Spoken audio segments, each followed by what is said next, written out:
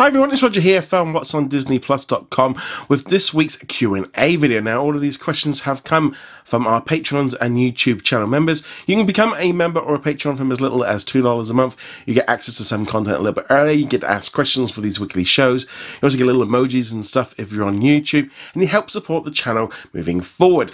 So let's jump into some of the questions. Joshua asked, were you surprised by the results that Disney announced in the recent earnings call? I'm going to be honest, I wasn't really that surprised with everything that they announced at the event. I kind of had a feeling they were going to hold a lot of stuff back for Investors Day, which they definitely did. And they just kind of gave us a little bit of an update. 73 million subscribers, I think it's fantastic news for Disney. But really, the key thing really was along the lines of this was primarily about the losses at the studios and also at the parks, and them just trying to make as little amount of loss as they possibly could. First big loss they've had in decades. And I think that was the issue really, is in some way Disney Plus was the highlight of something that they know there's going to be a lot of push towards that, and they're going to get into that soon. But it was all about offsetting, you know, the great stuff with there was a lot of bad news as well. So they had to kind of balance that right, because I think if they went too heavy on if they basically did the Investors Day stuff at the same time, it probably wouldn't have been a good look, because there's been so much issues that they've had with the parks, and there was a lot of bad news. I mean, there was no part about it that Disney has lost a ton of money because with the parks closed and cinemas closed, they've just lost income. You know, the cruise lines, they're all done. I'm supposed to be right now on a Disney cruise in the Caribbean, but obviously that's not happening. Things like that, you know, that was a big income that they've just lost because we can't go. So therefore, you know, this is a knock-on effect of us not being able to go to the park when we were going to be in Florida and all this kind of stuff. That is the issue moving forward, and they've got to set that tone. The stock market seems to like it. You know, the shares went up because of Disney Plus and the fact that Disney have been making big changes, and maybe the losses weren't as much as they were expecting because they've been able to do it. But, you know, when you still got like Disneyland and Disneyland Paris and stuff still closed, you know, there's just this massive gaping hole in their budget. And right now it's just about trying to make sure, you know, they stay afloat. The Random Movie Fan asked, since Disney had Clouds and also The Right Stuff, both of them were produced by Warner Brothers, does this mean that Disney will be teaming up with other studios? Yeah, I mean, there's this kind of thing really. Disney do team up with other companies. It's kind of more, not so much like a teamwork, it's more along the lines of Disney say to the company, we want this, we'll pay you for it. And they're kind of basically outsourcing to another company. The Right Stuff might have been something that was done before Disney brought it. Clouds looks to be just one of those situations of they needed some content, then went out and brought some stuff that was up for sale. And I think we're going to see a lot more of that. Disney are going to be going out and finding other companies to do stuff, whether or not they're necessarily teaming up. You know, Warner Brothers has their own streaming service, so they might be wanting to keep stuff back. But ultimately, it's the business, and if Disney are willing to buy stuff, and there's a lot of companies out there that are just making stuff. Sony, for example, is a company that is just making stuff for other companies because you know, it's a business. At the end of the day, they all can't have their own streaming platforms and stuff, so they're all trying to make the most of it. Warner Brothers are really all over the place in terms of what they're doing. So I suspect, you know, Clouds was just one of those things of, yeah, we're going to buy it. We put it up for sale and someone brought it at the highest bid, and that's it. But yeah, I think we are going to see this, you know, things like Diary of a Future President are being made by CBS for Disney, you know, and it's all down to different things of, you know, contracts and, you know, at the end of the day, making money. So I've got two questions here about Premier Access. One from Joshua saying, do you see Disney reducing their window in a similar fashion to what Universal are doing, or doing something completely different? With Joshua also asking, what movies do you think will go on to Premier Access? With regards to Premier Access, I think it's really going to depend on how they look at 2021. I don't think cinemas are going to be jumping back in, because next year's still going to be really messy. I know we've got the whole vaccine stuff going on right now, but it's going to take a long time to get sorted, and Disney are going to have to make either some short-term deals, or literally the whole industry is going to go for a big change now where, you know, cinemas don't have that hold because we want to be able to stream stuff at home quicker. I do think that window is going to shorten. Whether or not it's 3 months, I think it might depend on the title. I think they might cut it back on, you know, the smaller movies. They might want that, whereas the bigger movies are going to make more money with it. So yeah, I do think they're going to shorten it.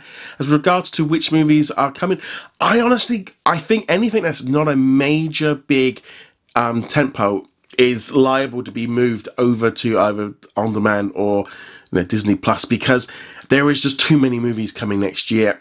And yeah, while I think like Jungle Cruise and like Black Widow, I can't see them doing it. But anything little, anything small will be, anything medium range will be pulled out because the schedule is not going to allow it. Because it's not just Disney doing this. I mean, we're talking Universal, Warner Brothers.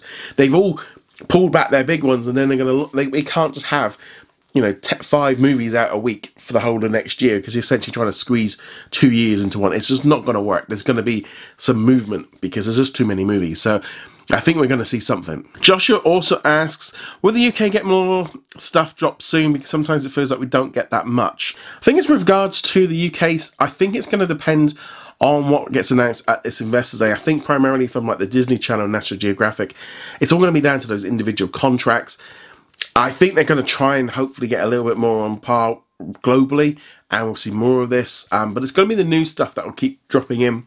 I think the legacy stuff, you know, we will start seeing more of that dropping next year. I think when the sort of the drought really hits, when all of the stuff that would have been filmed over the summer isn't there in the winter, and I think that's when they're going to start needing it. And yeah, I think we will start getting more of it. I think right now we're in this kind of weird stage of the whole company's in turmoil. They're kind of sorting everything out. Yeah, I'm sure we will start getting some stuff soon, because we really do need it. I mean, the lineup that we're getting at the minute compared to the US isn't right. We should be getting a lot of this stuff that the US and Australia and stuff are getting. We've also got a lot of questions about the upcoming Investors Day, so I'm going to kind of merge them all into one.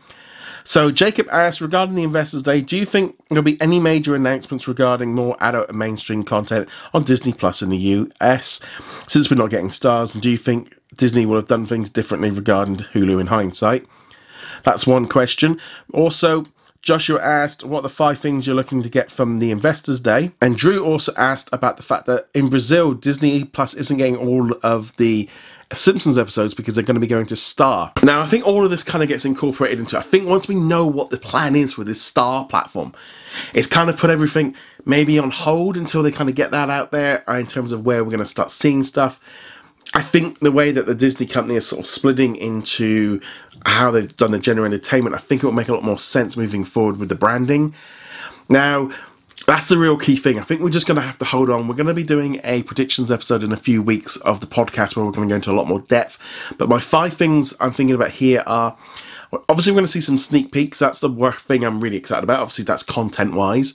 But Star is the main one. Find out what is going on, how it's going to work, for example, in the UK, how is it going to work in Canada, Australia. Those are the, in New Zealand, those are the main ones I'm looking at, obviously, from us, but also internationally, how it's all going to work, and, you know, what's that going to, also what that means for Hulu, you know, a much better idea of how all of this is going to go, because I think basically Hulu and Star are going to be kind of very close, just without certain aspects to it.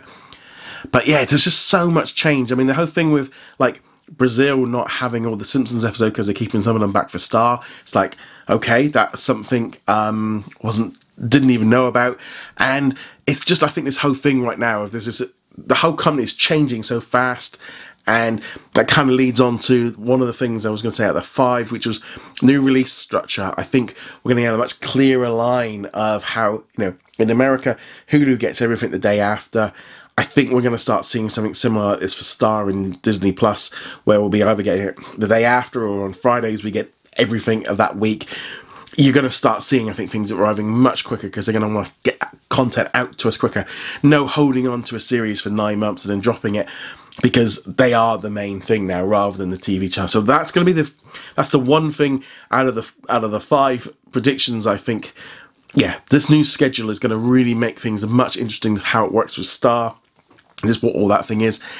And the 4th one was going to be a connection with Hulu, and I think Hulu / Star, I think we're going to start having much more interconnection between the apps. Maybe with Star, it'll be in part of Disney Plus, and you have to kind of go into the options, or even just a tab to kind of bring you into the Hulu content. I think they're going to bring them a bit more together so they are more connected, so they can get more money out of you. Ultimately, if they make it as easy as possible for you to watch all of this content within one app, and you've got basically 2 tiers maybe, or you've subscribed to the bundle, they're just going to want to make it as easy as possible without you flipping the app.